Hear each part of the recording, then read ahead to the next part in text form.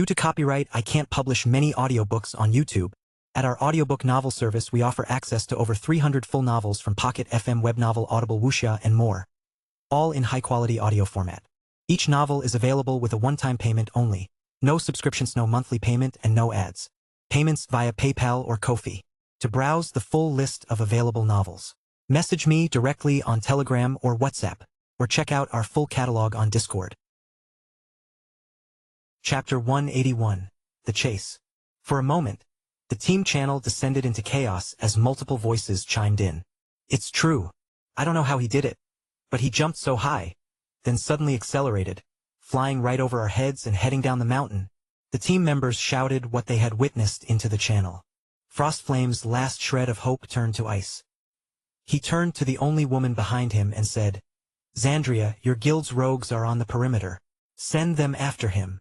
"Oh," the woman replied indifferently, her black scarf covering her face as she twirled a dagger between her fingers.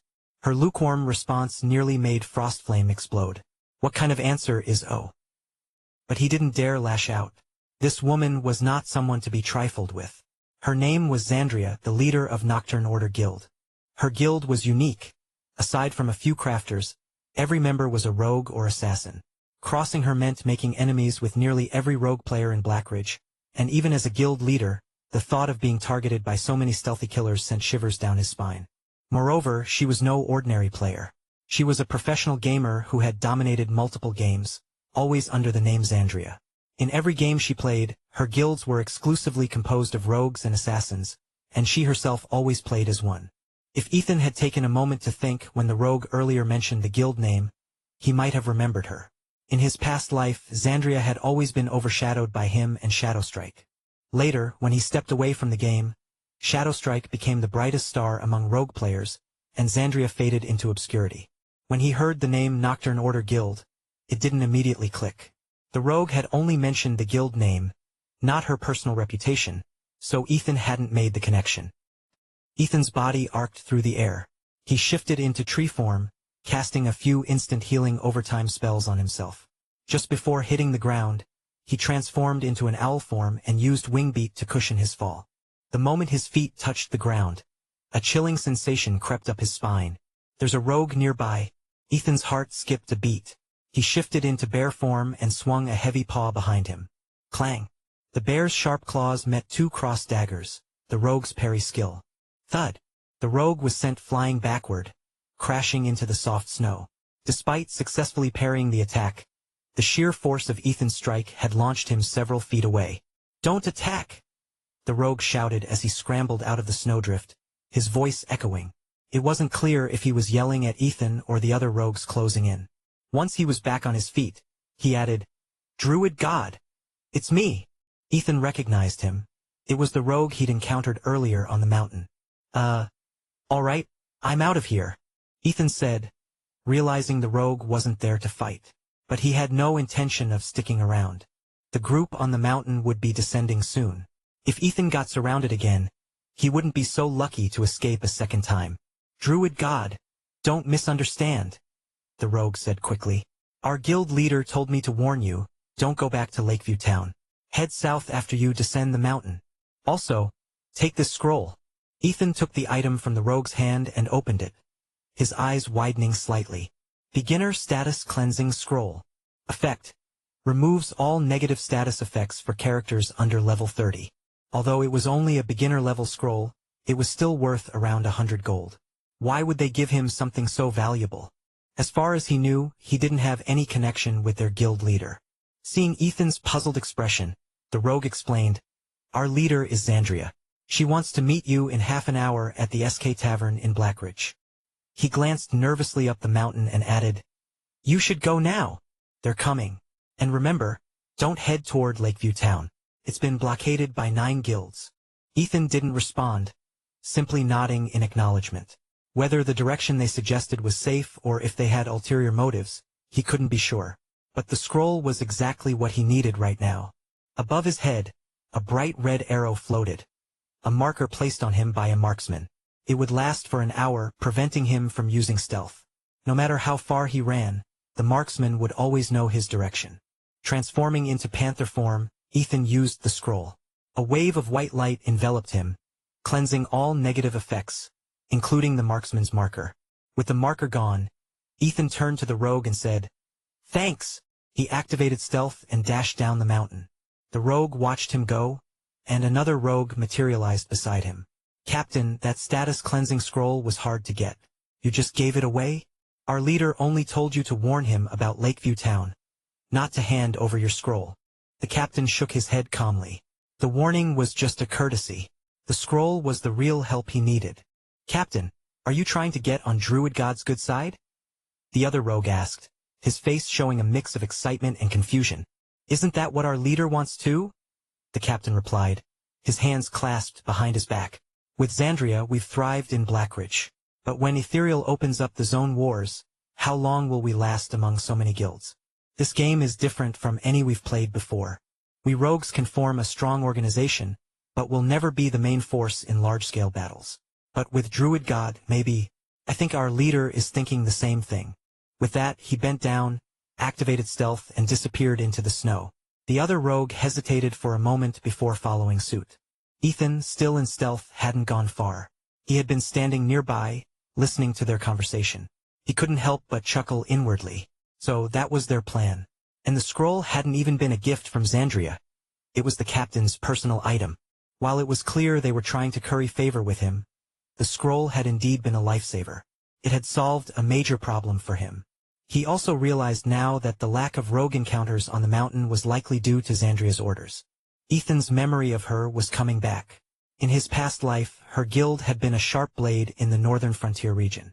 But when nation wars began, her guild was absorbed and dismantled by larger forces.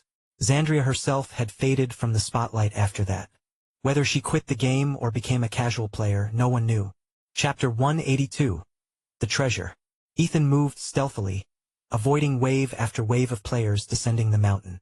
It seemed most of them had already used their teleportation stones to return to the city. Only a few thousand remained, scattered across the slopes. From his vantage point, he could see the northern and eastern gates of Lakeview Town in the distance. Crowds of players were pouring out, spreading across the landscape in a systematic search pattern. There was no doubt they were hunting for him, but they'd never guessed that he hadn't even left the mountain. Ethan kept an eye on his combat cooldown timer. In just a few minutes, he'd be able to use his divine ability, teleportation. While he waited, he opened his inventory to inspect the item he'd risked his life for. He'd even burned through a high-grade instant recovery potion, costing him 75 gold, and nearly depleted his grappling launcher, another 50 gold. All in all, this little escapade had cost him the equivalent of $125,000 in real-world cash. But when he saw the name of the item, his eyes lit up with excitement. It was worth it. Absolutely worth it. Blessed Seal of Crafting, unique. All crafting skills, plus 2 levels, can raise skills up to Grandmaster tier. All crafting skills, increased proficiency gain rate. All crafting skills, plus 20% success rate. All crafting skills, plus 50% efficiency. Effect. Activates immediately when carried in the inventory. Ethan's heart raced as he read the description. He'd only ever heard rumors of an item like this. In his past life, someone had obtained the Blessed Seal of Combat, unique, and there had been speculation about whether a crafting version existed. But no one had ever confirmed it until now, and it was in his hands. Every single attribute on this item was overpowered on its own. Leveling up crafting skills was notoriously difficult. It wasn't just about accumulating enough proficiency points. You also had to pass rigorous exams to advance to the next tier. And the higher your skill level, the harder it was to gain proficiency. Crafting low-tier items often gave no proficiency at all. Even 4 years into the game, by the time Ethan had died and been reborn, only a handful of players worldwide had reached the artisan tier. As for Grandmaster tier, there were only 3. With this item, he could hand it over to Mad Engineer, and his engineering skill would jump from intermediate to master tier instantly. Not only would he gain the ability to craft master tier items, but his success rate for lower tier crafts would skyrocket. If they could get their hands on a high tier or master tier blueprint, they could monopolize the market, pushing system shop items out entirely. Blueprints, recipes, Ethan's mind raced. He'd need to rally Skyblade and the others for some serious battles. During his last meeting with Celia, She'd mentioned the source of the blueprints and recipes she'd provided to No Paper on the Big One. One of their guild members had stumbled upon a hidden NPC in a remote location. This NPC refreshed one intermediate-tier engineering and alchemy blueprint every day. Celia had already stationed 30 rogues around the area to guard it, killing any players who got too close. The guild member who discovered the NPC had been paid a hefty sum to keep quiet and sign a non-disclosure agreement. Ethan had praised Celia for her foresight. It was a brilliant move. He knew of several locations where high-tier blueprints could be obtained, but the monsters guarding them were far above their current level. Those areas were out of reach for now.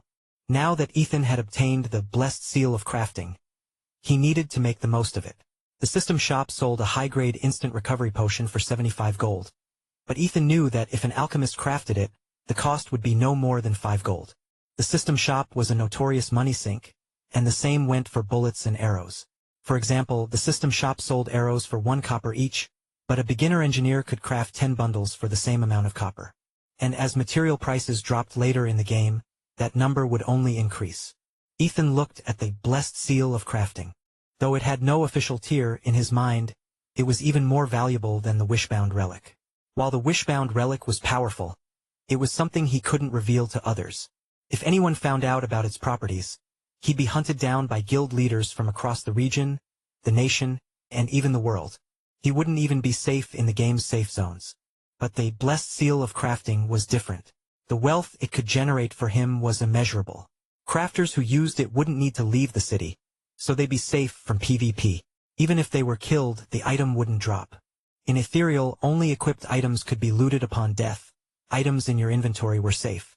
Of course, the system didn't allow players to exploit this by unequipping gear during combat. Otherwise, everyone would just strip naked the moment they were about to lose a fight. By now, Ethan's combat cooldown timer had reached 5 minutes. He activated his divine ability, teleportation. No casting time, no channeling. Just select the coordinates and instantly teleport. It was as smooth as it got. When he arrived back in Lakeview Town, the place was far busier than when he'd left. It was packed with members of various guilds. But Ethan didn't care. No one could touch him in the city. He strode confidently to the teleportation circle and left for Blackridge. His first stop was to find Mad Engineer, who was still stationed there. Using Ethereal's contract system, Ethan granted him access to the blessed seal of crafting. The contract ensured that no matter who Mad Engineer lent the item to, Ethan could reclaim it at any time. The contract system didn't allow for equipment permissions, but it worked perfectly for unique, non-consumable items like this. It wasn't that Ethan didn't trust No Paper on the Big One, but he didn't want to risk the item being stolen if it was lent out. When Mad Engineer received the item, his expression froze. The next second, he nearly jumped on Ethan, trying to lick him in excitement. Ethan, thoroughly disgusted, kicked him away, sending him flying several meters. It was hard to blame Mad Engineer for his reaction. His hidden class came with a 20% penalty to crafting success rates. With the blessed seal of crafting, he could finally craft items like a normal engineer. And he could already smell the mountains of gold this item would bring. After leaving the engineering shop, Ethan headed to the SK Tavern. It wasn't quite time for his meeting with Xandria, so he decided to wait inside. He was curious about a guild composed entirely of rogues and saw potential for collaboration. Plus, the SK Tavern. This place held memories for him. In his past life, his first encounter with Lila's in-game character, Moonbeam, had been in one of the tavern's private booths. What happened there? Well, let's just say it's best left to the imagination. Ethan entered the tavern and, as usual, headed to booth 189. He informed the NPC at the door that if someone named Xandria arrived, they should direct her to his booth. NPCs in Ethereal knew your character name unless you hit it, so the receptionist would relay the message without issue. With a mix of emotions, Ethan pushed open the door to booth 189. The familiar surroundings greeted him, and for a moment, his thoughts drifted to Lila. Lila? Are you doing okay now? Chapter 183 Vision and Dilemma. West of Ashwick, deep within the uncharted wilderness of the Iron Vale Mountains. Lately, this untouched land had seen an unusual influx of people. They came in all manner of dress, some in sharp business suits, others in formal wear, casual street fashion, or even monk-like robes. Yet, despite their differences, they all had the same destination: the towering cliff at the mountain's peak.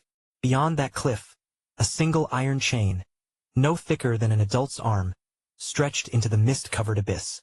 It swayed gently in the wind, disappearing into the sea of clouds. The travelers, arriving in small groups, stepped onto the chain one after another, vanishing into the fog as if swallowed by the sky itself.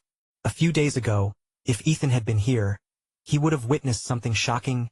Lila, escorted by two individuals, stepping onto that very chain and disappearing into the unknown. But right now, Ethan wasn't in the mountains. He was still inside the world of Ethereal, seated comfortably in a private booth at the SK Tavern in Blackridge, sipping expensive ale and digging into a meal that, by game standards, was pure luxury. The dishes in front of him, along with the drink, had cost him 18 gold. A few months ago he would have never, but now he didn't really care. A little indulgence never hurt anyone. Knock, knock, knock. A sharp knock on the door pulled Ethan from his thoughts. Right on time. Come in. Without getting up, Ethan gave the command. The system, recognizing the booth's owner had granted access, automatically unlocked the door. A woman in a sleek black rogue's outfit stepped inside, her face partially covered by a scarf. The guild leader of Nocturne Order, Xandria. She said nothing, walking straight to the... Ethan didn't stand to greet her either. Xandria stared at him for a few seconds before bursting into laughter. Ha! The legendary druid god. Turns out to be a total cheapskate. Her voice, unexpectedly high-pitched and playful, caught Ethan off guard. He raised a brow, suddenly intrigued by this masked rogue. Not bothering to acknowledge her teasing, he simply smirked and I was just having a small appetizer while I waited. Besides, I saved a fortune by booking this room myself. Xandria blinked, then sighed dramatically. Wow, the great druid god, one of the most influential figures in Ethereal, and yet you know nothing about gratitude. Ethan shook his head. Xandria's playful demeanor disappeared instantly. She pulled down her scarf, revealing a strikingly beautiful face, her expression now serious. You do realize how much I helped you today. She folded her arms. Don't you think I deserve a cut of the loot? Ethan froze for a second. That voice, that face, they didn't match at all. It wasn't that she was unattractive, far from it. She was stunning. In fact, she had the aura of a cold, calculating woman. Her voice, on the other hand, was very low-pitched, almost sounding like a child's. Ethan fought the urge to laugh. No wonder she wore a mask. That contrast was too much. Still, he kept his composure, flashing a slow, amused grin. A cut? Yeah. That's not happening. Xandria hadn't expected such a blunt rejection. Her expression darkened, anger flashing across her face as she prepared to speak. But before she could, Ethan continued. Your guild doesn't have enough contribution points to upgrade its headquarters, does it? Xandria narrowed her eyes but stayed silent. She had built Nocturne Order as a pure rogue guild. Every single member specialized in assassination, stealth, or intelligence gathering. That focus had made them deadly, but it had also become a weakness. Guild raids, dungeon clearing, large-scale battles? A guild full of rogues wasn't suited for any of that. She had considered recruiting other classes, but after years of building her name and running her professional gaming studio, she had only ever taken in rogue players. When Ethereal first launched, she had led her entire team into the game, swearing that Nocturne Order would become the world's most feared rogue guild, a name that would make other players shudder. But reality had crushed that dream fast. Unlike past MMOs, where a strong guild simply dominated by raw power, Ethereal introduced systems that completely changed the game. Take Ethan, for example. His strength alone had propelled Renegade Alliance forward, accelerating their growth. But Xandria's single-class strategy? It had backfired. Hard. Her vision had been to push the rogue class to its absolute peak. But the game's mechanics punished guilds that lacked diversity. Now, Nocturne, aside from a handful of merchant and crafting players, her entire guild consisted of rogues.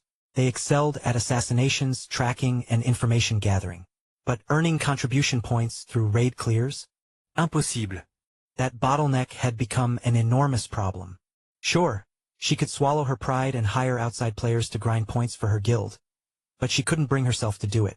She had spent years building her reputation in the professional gaming scene. If word got out that Nocturne Order, a top-tier guild, had to hire outsiders just to level up, it would be humiliating. Starting over with a mixed-class team wasn't an option either.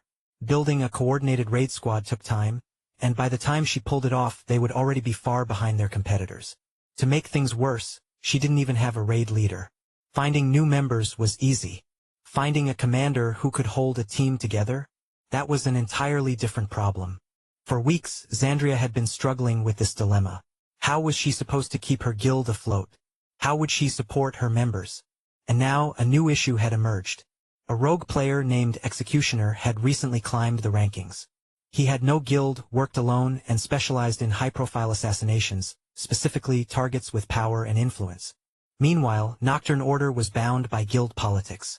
Accepting contracts against stronger factions could bring them trouble. That meant fewer jobs and more financial strain. And even if she weren't tied to a guild, taking those kinds of contracts was dangerous. In the real world, her gaming studio was well known. If people traced those assassinations back to her team, they wouldn't just be dealing with in-game consequences. Her studio was in the middle of a major investment deal. If the wrong people decided to interfere, the fallout could be disastrous. Chapter 184. Desperate.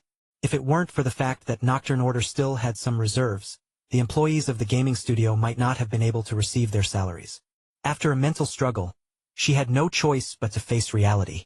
After all, she still had over 2,000 employees in her studio who depended on her to make ends meet. These were the same people who had fought alongside her for 7 or 8 years. If they were forced to find other work, they might end up at the very bottom of society. Recently, she had even considered disbanding the guild and seeking refuge under a more powerful faction. Her only condition was that within this guild, she would have an independent rogue team, a team that would remain under her leadership. Originally, she thought meeting Druid God was an opportunity. She had heard that Renegade Alliance had recently reorganized its teams based on classes. And in the Northern Frontier region, it seemed like Renegade Alliance was the only guild she could still respect. Moreover, Ethan had recently broken through an encirclement of thousands of players and escaped unscathed. This had impressed her greatly. When Frostflamme ordered everyone to unleash large-scale OE spells, she thought Ethan was done for. She had even tried to stop Frostflame at the time. When the melee fighters closed in on Ethan, she deliberately had her rogues hang back on the outskirts, pretending to be ineffective. When Frostflame questioned her, she replied, "Rogues in stealth move too slowly. They couldn't break into the fight." Her explanation didn't raise any suspicion, as the battlefield was chaotic, and even the shield tanks couldn't break through. Now, Ethan had pinpointed the most critical weakness of her guild, striking a nerve. She felt a chill in her heart. As expected of the Druid God, he had seen through the flaws of Nocturne Order at a glance. It seemed there was no way to squeeze more benefits out of this situation. After Ethan finished speaking, he kept his eyes on her, but her expression remained unreadable. This woman is tough, he thought. She was still holding her ground. When Xandria remained silent, Ethan continued slowly. "I can dispatch 10 fully developed teams to secretly join Nocturne Order. They'll help your guild earn enough points to upgrade your stronghold to level 6. Consider this my thanks for your help today." At this, Xandria slammed her palm on the table, her eyes widening in surprise as she stared at Ethan. "Really? Really? But—" Ethan clicked his tongue, his face showing a hint of hesitation. "But what?" Xandria pressed. He spread his hands and smiled, though his expression didn't quite match his words. "But I'm a bit strapped for cash. You'll have to cover the salaries and consumables for these people." Xandria looked up at him, then scoffed. "The leader of Northern Frontier region, and even Dragonspire's top guild. Is this stingy? I guess your reputation was built on being a penny pincher."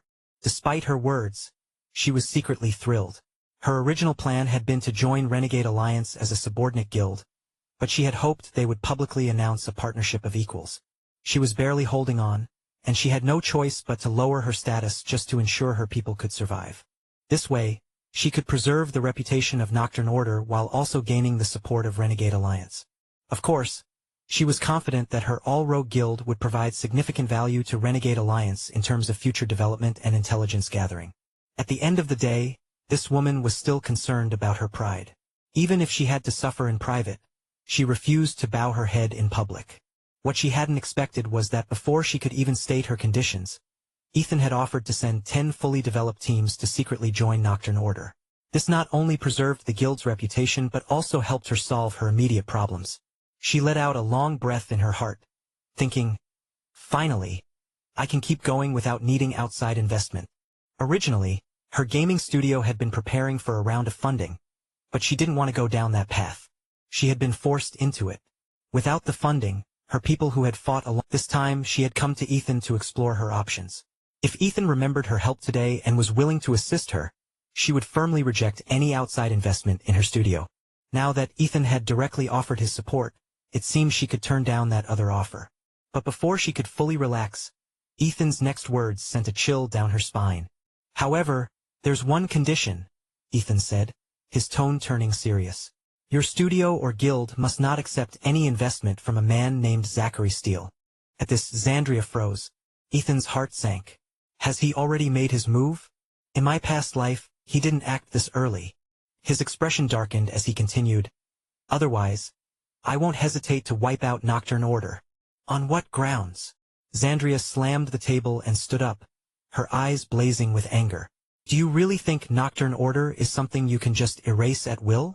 Seeing this mature woman with a surprisingly soft, almost childlike voice yelling at him, Ethan's expression shifted. He wasn't sure of what expression to make right now. Ahem. Ethan pretended to cough, trying to keep a straight face. But seeing her like this, he struggled to suppress his amusement. Slowly, he said, "On what grounds? My feud with him is irreconcilable. That's the reason. As for Nocturne Order, I won't deny it's a strong guild, but let me give you a heads up.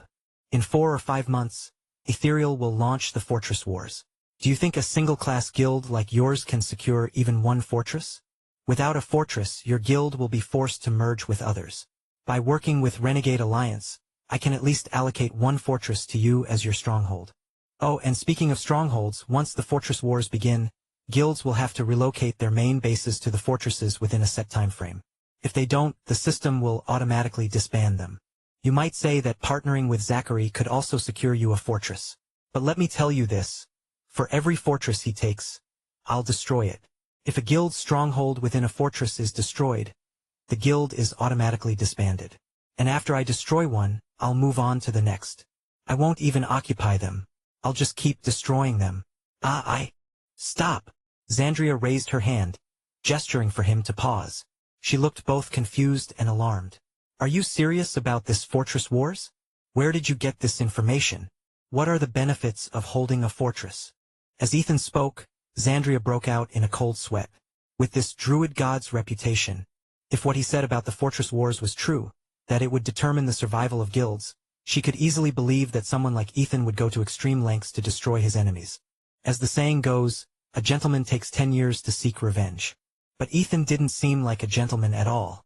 If he wanted revenge, he probably wouldn't wait until the next day. Chapter 185. Secret Clause. Ethan had been speaking in a rather casual, almost roguish manner, describing how he planned to carry out his spiteful and thankless tasks. But Xandria cut him off. Her barrage of questions made Ethan suddenly realize that the development of Ethereal was never announced in advance. What he was saying now was essentially spoiling future events. But he couldn't help it. The moment he thought of Zachary, Ethan's mind always seemed to overheat. Still, he didn't dwell on it too much and replied, "It's absolutely true.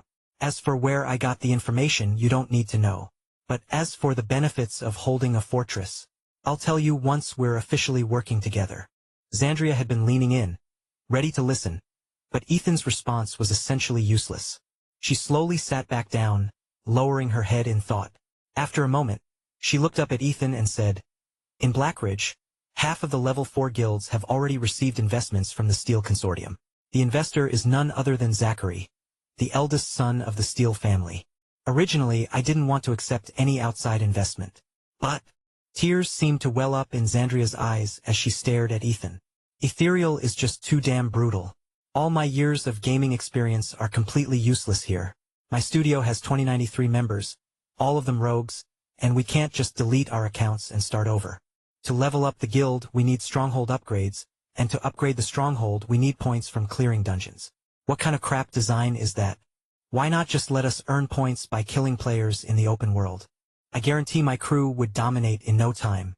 And now you're telling me there's going to be some Fortress Wars? This is just going to be the death of me." Ethan's jaw dropped as he stared at Xandria. Her mature, elegant face was now streaked with tears.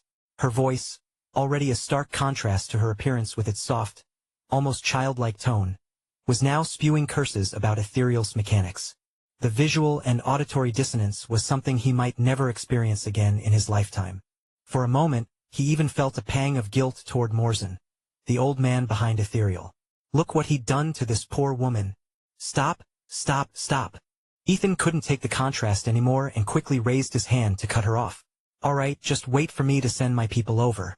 I'll take care of it. Oh, and thank that guy who gave me the status cleansing scroll. Tell him I consider him a friend now. With that, Ethan stood up to leave, not waiting for Xandria's reaction. Xandria was momentarily stunned but quickly realized what had happened. Back then, she had only ordered her rogues to hang back and point Ethan in the right direction. She had been puzzled as to why Ethan had agreed to help her before she even made her request. Was it because she's just that beautiful? She had even felt a little smug about it at the time. But now she understood it was all about the bond between two men. Wait! Xandria called out as Ethan was about to leave. When will your people get here? Probably 3 days. It takes at least 32 hours to get from Harmony City to Blackridge. Ethan knew this well. Back when he had used his stag form, it had taken him 16 hours. For players without mounts, running on foot would take at least twice as long. That long? Why not just use the teleportation system? Xandria asked, her eyes widening. Teleportation costs 46 gold per person. Even with a group discount, it's still 1,380 gold. Are you paying for that? Ethan was eager to leave. This woman's stark contrast between her appearance and voice was making him incredibly uncomfortable. If she covered her face while speaking, or if he just looked at her without hearing her voice, it would be a completely different experience. But still, Ethan couldn't even describe the feeling. All he knew was that he was covered in goosebumps. Here, 1,400 gold. Take it. This meal's on me. Now get your people here as fast as possible, Xandria said, tossing a bag of gold coins at him before turning and slamming the door behind her. Ethan stood there, holding the bag of gold, completely dumbfounded. Ding! Contract has been generated. A system notification chimed in Ethan's ear. In private system rooms like this, the system would automatically generate a contract based on the conversation, binding both parties to the agreement. Outside the room, Xandria smirked to herself. You think you're so clever, huh? Just wait until your people get here. I'll treat them so well they'll end up loyal to me instead. Hee hee. Back in the room, Ethan shook his head with a bitter smile. What the hell just happened? But he didn't waste any time. He immediately contacted Celia and filled her in on the situation. He asked her to pull together 10 teams capable of clearing expert-level dungeons. Renegade Alliance currently had 40,000 combat players and 10,000 support players. Over 100 teams could clear expert-level dungeons without issue, so pulling together 10 teams was no problem. Ethan also instructed Celia to have these players sign a confidentiality agreement. After all, he had promised Xandria that the teams would join Nocturne Order in secret. Additionally, they had to sign another clause stating that no matter what conditions Nocturne Order offered, they would immediately leave the guild and return to the Renegade Alliance if recalled.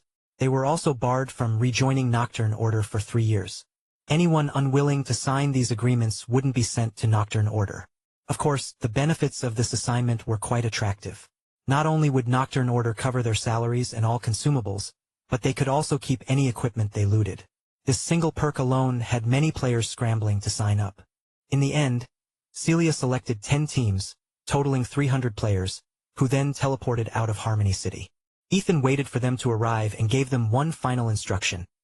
If you have any demands, make sure to push hard with Nocturne Order's guild leader. He emphasized the words push hard with a mischievous grin. The 300 players' eyes lit up. They could already imagine the juicy benefits this assignment would bring. And true to Ethan's advice, once they arrived at Nocturne Order, they made all sorts of outrageous demands. Surprisingly, Xandria agreed to every single one. It would not be until they had earned enough points and were preparing to leave that Xandria would discover the truth. She would pull each of them aside for a chat and eventually learn that they had signed a contract with Renegade Alliance before coming. When she finds out, Xandria would definitely be furious. She would probably spend hours cursing Ethan's name. But that's a story for another time. For now, Ethan sent the 300 players to Nocturne Order and then left Blackridge. He had no intention of sticking around. After all, he had already pissed off half the guilds in Blackridge. Hanging around there would just be asking for trouble. Back in Harmony City, he could roam freely because Renegade Alliance was the dominant force there. Everyone showed him respect. Ethan knew it was better to hit and run. Guerrilla tactics were his specialty. While he was feeling pretty pleased with himself, Frostflame was about to lose his mind. Not that Ethan cared. Even if he knew, he'd probably be like, "What are you going to do about it?" This trip to Blackridge had been incredibly profitable. After hopping onto the teleportation array and arriving in Springhaven, a flash of white light signaled his arrival. Ding. System notification. Lil Mew has accepted your friend request. Chapter 186. The countdown begins. System notification. Lil Mew has accepted your friend request. Ethan's heart skipped a beat. Finally, Celeste was online. She had told Slashblade that she had news about Lila for him. For the past 2 days, Ethan had been waiting for her. As the teleportation array activated, the 2 seconds it took to cross the map felt like an eternity. Hurry up! Hurry up! Hurry up! Ethan muttered impatiently. Those 2 seconds felt longer than 2 hours. Lila had left without a word.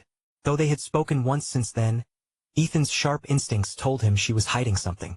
She had reassured him that everything was fine, but he knew it was just to keep him from worrying. Still, his mind had been in turmoil, and he hoped Celeste would bring him good news. Finally, a flash of white light signaled the end of the teleportation. Ethan immediately opened his friend list. Lil Mew's icon was lit up. Without hesitation, he clicked on her avatar and initiated a video call. Ding. The other party is offline. Unable to connect. He froze, staring at the now grayed out icon. What the hell? He had finally caught Celeste online, only for her to log off during the few seconds it took him to teleport. Frustration boiled inside him, but then he noticed a private message from her. His eyes lit up as he read the brief message, but the words hit him like a thunderbolt, leaving his body trembling. Lil Mew. On November 26th, the Noble 8 lineages will hold their decade-long ranking tournament at the Ironvale Mountains, in the Silverwood family's territory. After the tournament, Lila will be forced to marry the champion. The 9th Division has been invited as guests, but I've learned that Lila is being coerced. Don't go, you're not strong enough. You'll die. Ethan read the short message over and over, his hands shaking uncontrollably. November 26th. Today was November 5th. He had 21 days left. Lila is being forced into an engagement. Rage surged through him, threatening to consume him. How dare her family do this to her? At that moment, he wanted to wipe out the entire Silverwood family. What kind of backwards nonsense is this? Forcing someone into marriage over a tournament?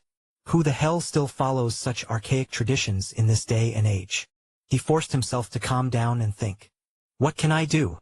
The 9th Division had been invited, but would they even send him? Where exactly is the Silverwood family's territory? The Ironvale Mountains? The Ironvale Mountains were vast. Where would he even begin to look? The information Celeste had given him was too vague. Celeste, why couldn't she stay online a little longer to give him more details? Ethan had no desire to stay in Ethereal any longer. He selected the option to log out, and was about to leave when a voice interrupted him. Kid, don't rush. Morzen's voice echoed suddenly. Ethan paused, canceling the logout countdown. Old man, I need to get stronger. How? Ethan's voice was cold, urgent. He knew that even if he stormed the Silverwood family's territory now, his chances of saving Lila were slim. Celeste's warning echoed in his mind. Don't go. You're not strong enough. You'll die. But how could he not go? Now that Morzen was speaking to him, Ethan seized the opportunity to ask the most critical question. How can I get stronger? 20 days is far too short, Morzen said. It's nearly impossible for the sapling within you to break through the gate of ascension in that time. However, your explosive power is quite impressive. The only issue is that without external energy sources, your energy pool can't sustain multiple high-intensity bursts. Over the next few days, focus on leveling up. Increasing your level will expand your energy pool capacity. During the day, you can spar with those 3 to improve your combat skills. I assume this so-called ranking tournament will be a competition among the younger generation. My advice is to make your move during the tournament itself. Don't try to storm in and rescue the girl. There are still many hidden powerhouses in this world of yours. As for how to infiltrate the event, that's something you'll have to figure out on your own. After Morzen finished speaking, Ethan felt a bit calmer. 20 days, how much could he improve in that time? He didn't know. Logging into Ethereal every day was a must. For now, he would focus on leveling up as much as possible. He just hoped no one would be foolish enough to disturb him while he was grinding. As for improving his combat skills, that wasn't something he could drastically enhance overnight. He would just have to do his best. The most pressing issue now was how to secure a spot in the tournament. The best way would be to get the guest participant slot from the 9th Division. But ever since their return, Celeste, the leader of M Squad, hadn't been present. The entire squad was now out of contact with the 9th Division. Ethan would have to find a way to reconnect with the 9th Division, preferably with Director Vaughn, whom Celeste often mentioned. His full name was Vaughn Morgan, and he was the current head of the 9th Division. It was the middle of the night outside, so he would have to wait until tomorrow to discuss this with Victor and the others. For now, it was time to grind. With that thought, Ethan dashed out of the teleportation array in Springhaven. Coming here had been the right decision. Earlier, he had only considered that he couldn't stay in Blackridge after offending so many guilds. While Nocturne Order was an ally there, they likely wouldn't openly support him in a crisis. After all, siding with Ethan against so many local powers would make it impossible for Nocturne Order to operate in Blackridge in the future. The reason Ethan felt Springhaven was the right place was because of its excellent grinding spots. The monsters here were mostly plant-based, low health but high attack power. They were densely packed, and there was one area in particular that was a paradise for leveling. For Ethan, even though these monsters had high attack power, creatures at his level couldn't break through his defense unless they were bosses. And who would waste time fighting bosses at their own level? If he was going to fight a boss, it would be one above his level for the juicy experience. Of course, if you were a fire-based player, this place was even better.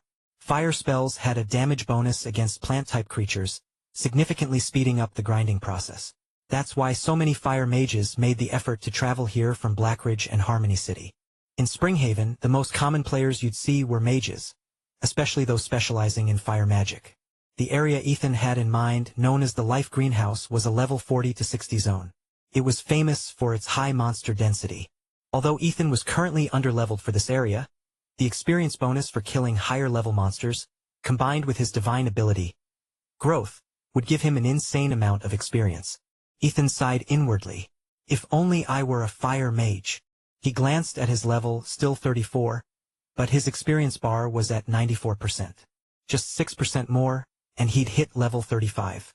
Originally, Ethan had planned to head to the Carnage faction territory once he reached level 35 to lay low for a while. But now that plan would have to wait. Level 35, huh? As Ethan muttered to himself, his eyes suddenly lit up, and a smile spread across his face. Chapter 187. The Plaguelands Grind. Ethan suddenly remembered an item, Arcane Inscriptions. At level 35, he could use the lowest tier of Arcane Inscriptions. Arcane Inscriptions were products crafted by mages who had taken up the scribe secondary profession. After learning the scribe profession, a mage could use inscription paper to imprint their spells onto it.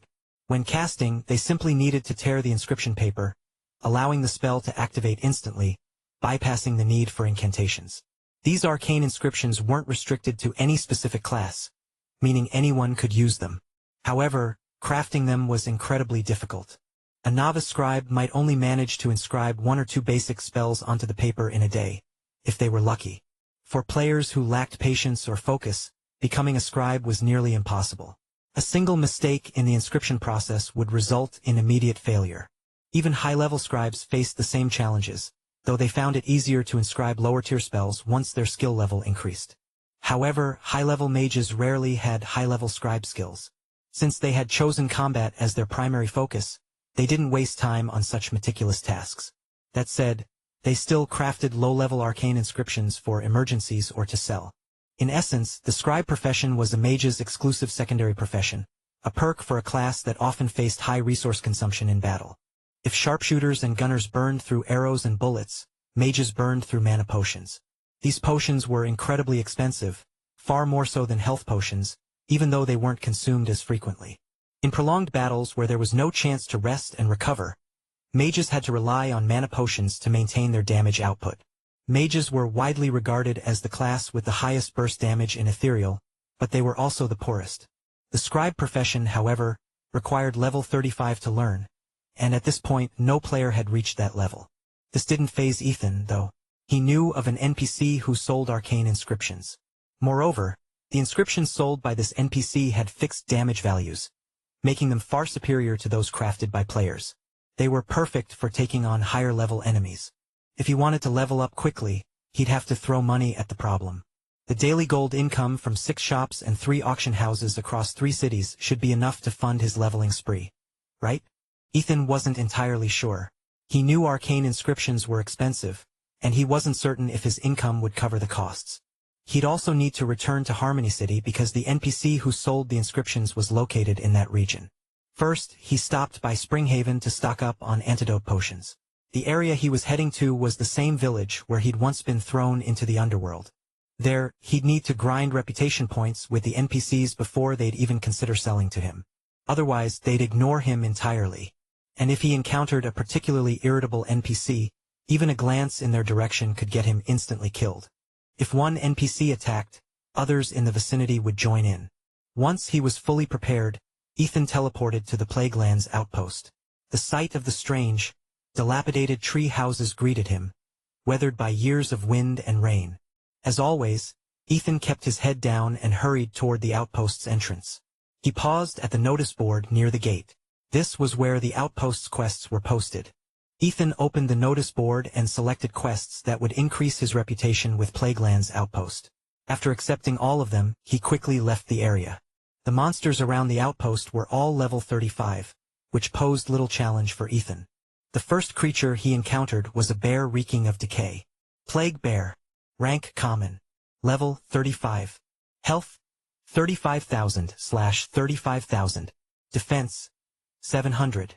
To Ethan, this defense was as flimsy as paper. In his panther form, a basic attack like Claw Strike could deal over 1,000 damage. He opened with Rake, stunning the beast, then followed up with Shred. Minus 4,489. The Plague Bear's health dropped significantly. Swish, swish, swish. A few more attacks, and the bear was dead before it could recover from the stun. Clink, clink. It dropped 2 copper coins. Even a mosquito's worth of meat is still meat, Ethan muttered, picking up the coins. Using the tumor collector provided by the quest, he sliced off the bear's tumor and stored it in his inventory. Then he moved on to find the next target. 3 hours later, Ethan had completed all the quests. His experience bar was now at 99%.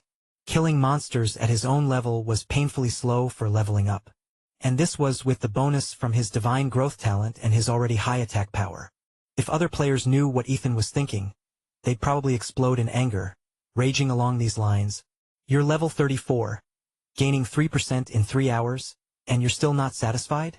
At our level, we're lucky to get 1 to 2% in the same time. You greedy piece of shit. Do you think you deserve better than everyone else in the game? In Ethereal, leveling up became exponentially harder after level 25. Players had initially thought leveling in Ethereal was slow, but after hitting 25, they realized what true snail-paced progression felt like. Ethan knew that the first major expansion, Fortress Wars, would significantly reduce the early-level grind, allowing newer players to catch up. The Fortress Wars expansion was set to launch in about 4 months. By then, the average player level would be around 45. Right now, the game was in its leveling phase, designed to help players familiarize themselves with Ethereal's world, their classes, and skill combinations. Thanks to Ethereal's open-ended design, players could experiment and develop their own combat combos. As someone who had lived through Ethereal's development in his past life, Ethan felt a mix of emotions. On one hand, he was eager for Fortress Wars to begin. It would be the perfect opportunity for his guild to shine. Capturing more fortresses meant more resources and, ultimately, more profit. On the other hand, he dreaded its arrival. Delaying the expansion would allow him to monopolize certain lucrative ventures before the game introduced real-world currency exchange platforms. Once players realized how profitable fortresses were, large corporations would flood into Ethereal, investing heavily in powerful guilds. This would lead to a massive reshuffling of power within the game. In his previous life, Ethan's guild had been one of the casualties of this reshuffle, losing control to Zachary. The thought brought back memories of what had happened in Blackridge. Chapter 188. Grind continues. Xandria had said that the Steel Consortium has been pouring massive investments into various guilds in Blackridge. Over 50% of the level 4 guilds in Blackridge were now under Zachary's control, that slimy bastard. Ethan frowned. According to the timeline from his past life, Zachary should have only been the leader of a modest level 4 guild at this point. Back then, Zachary's guild, Unity Hall, was based in Harmony City. During that time, Unity Hall, Avalon Vanguard, Ethan's guild, and Blade Syndicate had formed a three-way power balance. Zachary hadn't shown any signs of possessing such vast financial resources back then. Then came the Fortress Wars expansion. Blade Syndicate, Avalon Vanguard, and Unity Hall had divided 80% of the fortresses in Harmony City. Blade Syndicate, Avalon Vanguard secured 25%. Unity Hall took 20%. The remaining 20% was split among all the other guilds. At the time, Blade Syndicate had dominated the scene. There was no denying it. Despite their members' repulsive behavior and toxic culture, Blade Syndicate had built up a formidable reputation over years of dominating multiple games. They were a professional guild, though not exactly known for their skill. In fact, they barely had any. Back then, Ethan and Skyblade were just regular players who had gained a solid reputation and gathered a group of independent players. Zachary's Unity Hall had some investments in Ethereal, but nothing on the scale of what was happening now. He had been cautious, dipping his toes in while keeping a watchful eye. The main reason for the eventual outcome was that Blade Syndicate, despite their lack of brains, were incredibly easy to command. When Marcus Skaner gave the order to attack, his members charged without hesitation. Perhaps that was the upside of having no brains. After the first fortress was captured, everyone realized just how lucrative fortresses could be. Chaos ensued. The day after all the open fortresses were claimed, Blade Syndicate turned on Unity Hall, launching an assault on their fortresses.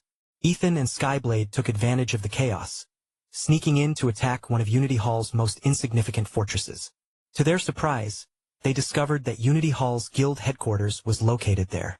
They destroyed it, causing Unity Hall to be disbanded by the system.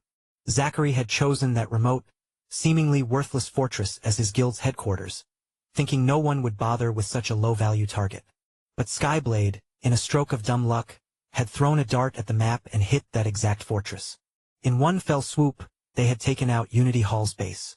This allowed Avalon Vanguard to seize a massive amount of resources and funds from Unity Hall's guild vault, propelling them to a position where they could rival Blade Syndicate. For a time, they even had Blade Syndicate on the ropes. Reflecting on all this, Ethan concluded that his actions since his rebirth had likely altered the timeline. The guild war against Unity Hall in the starter zone. The ambush and massacre of Blade Syndicate in Harmony City. The trap that wiped out over 12,000 players from 3 guilds, including Blade Syndicate. And his impersonation of Zachary to buy up land in Springhaven and Blackridge. Ethan wasn't sure where Zachary was now, but he guessed after the land scheme, Zachary's reputation points in the other 2 cities had plummeted into the negatives.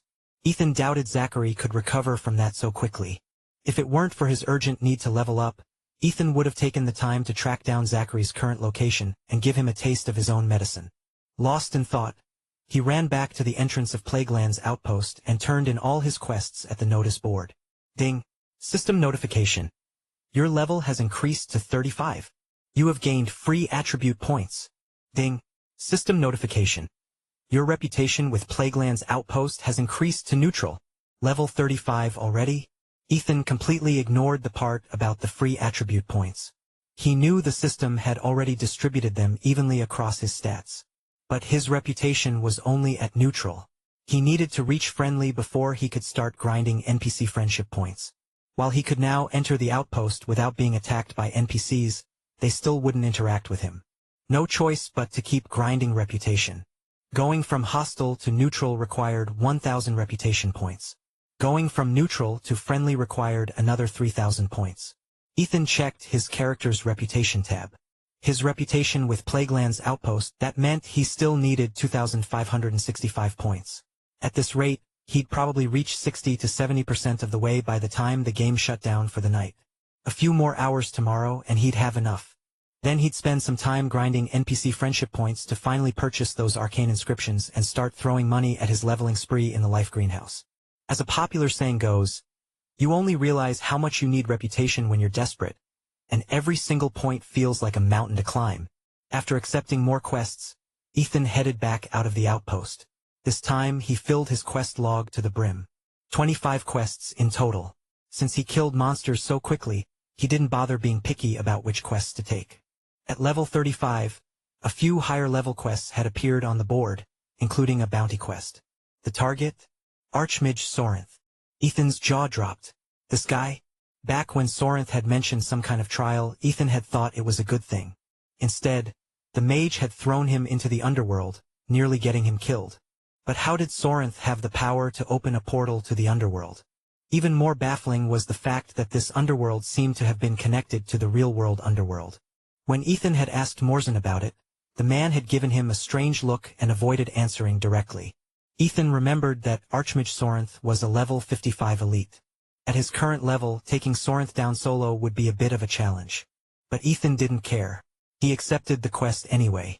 Time to get to work. For Ethan, this was mind-numbingly boring. He preferred exploration, challenges, and adrenaline rushes. By 7:50 a.m., Ethan had been running back and forth between various monster zones and the outpost, constantly turning in quests. His reputation was now at neutral 21-25, much faster than he'd anticipated. Even his experience bar had reached 8% into level 35. This efficiency was on par with grinding dungeons for experience. Just as he was about to accept one last quest and log off, ding, system notification. You have obtained Prismatic Stone +1. Ding, system notification. Quest, Twilight War Spear. Objective completed, Prismatic Stone. 3 of 3. Ethan froze for a moment, then burst into laughter. After feeding that damn stone for so long, it finally decided to pop out the third piece. Now he could claim the grand Druid-exclusive artifact. Twilight War Spear. Let's go. Chapter 189 Gym Showdown. Ethan opened his quest log and confirmed that the artifact quest had been completed within the time limit. However, the quest turn-in location was in Dreamwood Grove, and he had less than a minute before the game would kick him out. He'd have to wait until tomorrow to turn it in. But he didn't know if there would be a follow-up quest. At that moment, he felt like pulling out that flying stone and kissing it out of sheer gratitude.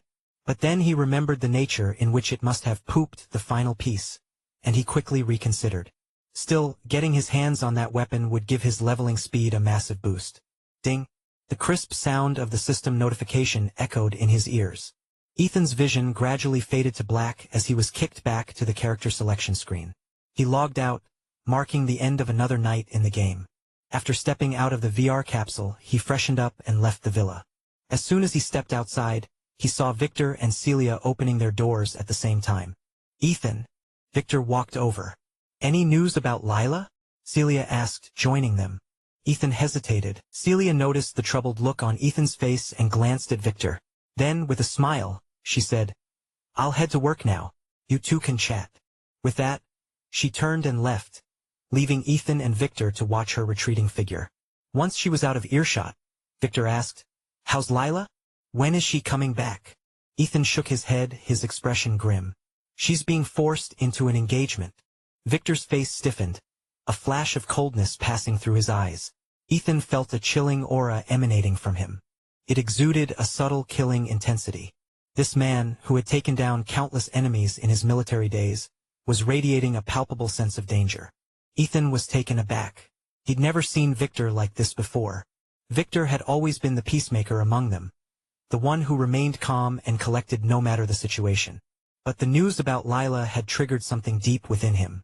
Victor seemed to realize he'd lost control and quickly composed himself. Sorry about that, he said awkwardly. I've made a breakthrough recently, and it's been hard to keep my emotions in check. I've spent years practicing inner peace, and just when I thought I had it under control, this happens. Ethan was confused. He wanted to ask what kind of breakthrough Victor was talking about and how the warrior's ranking system worked. He'd never been interested in these things before, but Lila's situation had sparked his curiosity about the world beyond the game. Before he could ask, though, Victor cut in. Where is Lila right now? Distracted, Ethan answered. She's with the Silverwood family. They're somewhere in the Ironvale Mountains, but I don't know the exact location. As they walked and talked, they soon arrived at the gym. Along the way, Ethan mentioned that he wanted Victor to train him. Victor's eyes lit up. It had been a while since he'd had someone to train, and he looked at Ethan with an intensity that made the younger man feel like a prized specimen. Ethan wondered if he'd made a mistake bringing it up. But just then, they reached the gym entrance. Pushing the door open, they were greeted by a wave of loud cheers and applause. Ethan and Victor were immediately drawn to the commotion. They noticed even Celia was inside, jumping up and down and cheering. Following the crowd's gaze, they saw two people on the gym's boxing ring, trading blows in a heated match. Upon closer inspection, it was Leo and Williams. Despite their usually lean appearances, both men were shirtless, revealing well-defined muscular physiques. Their muscles were sleek and perfectly toned, glistening with oil under the gym lights. Ethan looked up just in time to see Williams' gloved fist slam into Leo's face. Leo retaliated with a powerful kick to Williams' chest. They were engaged in a no-holds-barred free fight, with no rules or referee. Though their lethal combat skills were somewhat restricted by the gloves, they still went all out with punches, kicks, elbows, and knees. To an outsider, it might have looked like they were trying to kill each other. Even when Williams was knocked down, Leo didn't hesitate to stomp on him. There were no rules here. The intense, high-stakes action had the entire crowd roaring with excitement. Most of these people had never seen anything like it. Ethan and Victor made their way over to Celia. "Celia," Ethan asked, his eyes fixed on the ring. "What's going on here?" Before Celia could answer, Victor chuckled and said, "These two have been at it since yesterday." Leo said Williams disappears every day and accused him of being worn out, telling him to take it easy. Williams shot back, "What do you know, virgin boy? You've been taking it easy for 26 years. They've been bickering all night and agreed to settle it with a real fight. I thought they were joking." Ethan glanced at the ring, a hint of concern in his voice. "Are they going to be okay?" Victor patted Ethan's shoulder reassuringly. "Don't worry, you'll get used to it." As soon as he finished thud, thud, they both collapsed onto the mat, lying flat on their backs, gasping for air. Neither of them got up. "Williams, you're really worn out. Can't even last half an hour," Leo taunted, still lying down. "You're one to talk. Get up if you're not tired," Williams fired back. Then, after a moment, they both burst into laughter, saying in unison, "We're getting old." "Bullshit. You two think you're old? Starting tomorrow, you're both on a 15-day training regimen. I'll have you back in peak condition in no time." At the sound of Victor's voice, both men froze, their faces twisting as if they'd just bitten into something bitter. "Victor, no." "Why wait until tomorrow? Let's start today," Ethan chimed in from behind Victor. "What us?" Leo shot up from the mat. Even Williams looked at Ethan in surprise. And so, a small incident marked the beginning of a nightmare for Ethan, Leo, and Williams. That day, Ethan called in sick to school. To his surprise, Celeste had already arranged a long leave of absence for him after their last mission. He spent the entire day on the gym's boxing ring. Victor forbade him from using any of his soul power or abilities. For the whole day, Ethan was relentlessly beaten by Leo and Williams, who took turns pummeling him. Without his soul power, Ethan couldn't even see their moves clearly. It was then that he realized just how inexperienced he was. By the end of the day, Ethan's entire body was sore and covered in bruises. Exhausted, he returned to the villa. As soon as he opened the door, a figure rushed at him. Reacting on instinct, Ethan threw a punch. Chapter 190, Seed of Power. Halfway through the punch, Ethan regretted it. He suddenly remembered. There was someone else in the house. His college roommate, JJ. But momentum couldn't be undone. Thud. Ethan managed to shift the trajectory of his punch at the last second, redirecting it from JJ's face to his shoulder. "Ow!" JJ yelped, stumbling back and landing on the floor. Ethan quickly stepped forward to help him up, looking sheepish. You didn't go to school today?" JJ groaned, clutching his shoulder. "You're asking me? Your stupid door locks from the inside too, and there's nothing in the fridge. I'm starving, and now my shoulder's killing me." Ethan pulled him to his feet, awkwardly opening the fridge to check. Sure enough, it was empty. Inside he found a note. "Ethan, I cleared everything out. Didn't know when you'd be back. Didn't want stuff going bad. Lila, let's just order some takeout. I'll stock up the fridge tomorrow," Ethan said, scratching the back of his head. He felt a little guilty. He'd completely forgotten JJ was staying over. The security system in this house was too advanced. Unless you were registered in the system, you couldn't open the door from the inside or outside. Last night, he'd told JJ there was food in the fridge. And there had been, before. He didn't know Lila cleared it out before she left. She'd probably done it to make sure Ethan didn't come home and eat something expired without checking. He hadn't eaten yet either, planning to cook something when he got back. Now takeout it was. Holding the note Lila left in the fridge, Ethan felt a warmth in his chest. He knew she'd done it to keep him from eating something bad. After a quick bite, Ethan hurried into the world of Ethereal. JJ asked for Ethan's in-game ID, wanting to join him, but Ethan made up an excuse and declined. He didn't have time to waste. Using the teleport, Dreamwood Grove skill, Ethan arrived at his destination. He didn't have time to admire the scenery. Following the quest prompt, he approached a plant, or rather, a seed about the size of a basketball. After a brief interaction with it, Ethan handed over 3 prismatic stones and the 4 artifact tier weapons that obviously he was meant to only look at, not keep. The seed began to glow with a dazzling array of colors. Radiant beams of light shot out from the seed, swirling around before diving back in, creating a mesmerizing cycle. The seed slowly began to sprout, its vines and leaves intertwining as it grew. The outline of a spear began to take shape. Ethan watched in awe. He hadn't expected the weapon to grow like this. He wasn't sure how long it would take, but he decided to wait. As time passed, the gaps between the vines tightened until they disappeared entirely. The wooden texture faded, replaced by a metallic sheen. What emerged, the blade shimmered with an ethereal mist, occasional sparks of electricity dancing across its surface. Finally, after half an hour, the surrounding foliage withered away, leaving the weapon fully formed. The weapon, now fully formed, floated gently into the air. Its name, Twilight War Spear, the Healer's Wrath, glowed faintly as it hovered before Ethan. Watching it rise, Ethan felt a surge of excitement. He reached out, his hands gripping the long, ornate handle firmly. Ding! System notification. Congratulations! You have obtained the Twilight War Spear. The system prompt confirmed it. This weapon was now his. Without hesitation, Ethan opened its stats to inspect its properties. Twilight War Spear. Tier, Legendary. Required level, 35. Scaling. Grows with user. Attack power, 352 to 606. All attributes increased, plus 150. Passive abilities. Morphic aesthetics. Equipping this weapon alters the appearance of all your transformations. Bear form enhancement. In bear form increases threat generation, healing received, health and defense by 50%. Panther form enhancement. In panther form, ignores 50% of the enemy's defense.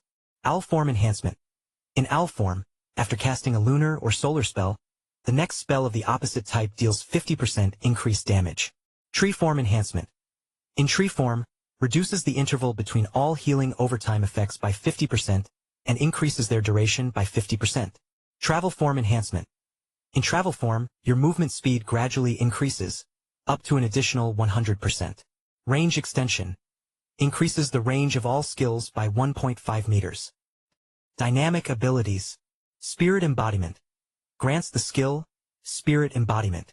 Summons 16 druidic spirits to aid you for 3 seconds. Each spirit casts spells and skills based on your current form. Cooldown, 10 minutes. The spirit's abilities vary depending on your form and target enemies already in combat. Transformation. Ancient Demigod. Grants the skill, Transformation. Ancient Demigod. Transforms you into an Ancient Demigod based on your current form for 10 minutes. Cooldown, 30 days. The higher your level, the greater the power you can wield as a demigod.